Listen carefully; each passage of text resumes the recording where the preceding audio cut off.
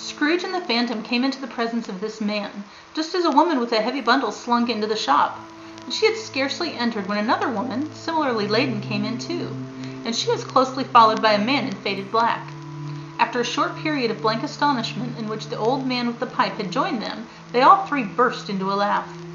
"Let the charwoman alone to be the first," cried she who had entered first. "Let the laundress alone to be the second, and let the undertaker's man alone to be the third.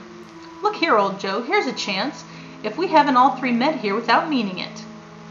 You couldn't have met in a better place. You were made free of it long ago, you know, and the other two ain't strangers. What have you got to sell? What have you got to sell?" "Have a minute's patience, Joe, and you shall see." "What odds, then? What odds, Mrs. Dilber?" said the woman. "Every person has a right to take care of themselves. He always did. Who's the worse for the loss of a few things like these? Not a dead man, I suppose." Mrs. Dilber, whose manner was remarkable for general propitiation, said, "No, indeed, ma'am. If he wanted to keep him after he was dead, a wicked old screw, why wasn't he natural in his lifetime? If he had been, he'd have had somebody to look after him when he was struck with death, instead of lying gasping out his last there, alone, by himself. It's the truest word that ever was spoke. It's a judgment on him. I wish it was a little heavier judgment, and it should have been, you may depend upon it, if I could have laid my hands on anything else. Open that bundle, old Joe, and let me know the value of it. Speak out plain. I'm not afraid to be first, nor afraid for them to see it." Joe went down on his knees for the greater convenience of opening the bundle, and dragged out a large and heavy roll of some dark stuff. "What do you call this? Bed curtains?" "Ah, bed curtains. Don't drop oil upon those blankets now." "His blankets? Who else's do you think? He isn't likely to take cold without 'em, I dare say.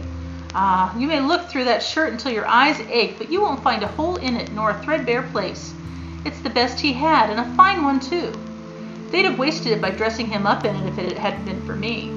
Scrooge listened to this dialogue in horror. "Spirit, I see, I see. The case of this unhappy man might be my own. My life tends that way now. Merciful heaven, what is this?" The scene had changed, and now he almost touched a bare, uncurtained bed. A pale light rising in the outer air fell straight upon this bed, and on it, unwatched, unwept, uncared for, was the body of this plundered unknown man. "Spirit, let me see some tenderness connected with the death, or this dark chamber, Spirit, will forever present to me." The ghost conducted him to poor Bob Cratchit's house, the dwelling he had visited before, and found the mother and the children seated around the fire. Quiet, very quiet. The noisy little Cratchits were as still as statues in one corner, and sat looking up at Peter, who had a book before him. The mother and her daughters were engaged in needlework, but surely they were very quiet. And he took a child and set him in the midst of them. Where had Scrooge heard these words?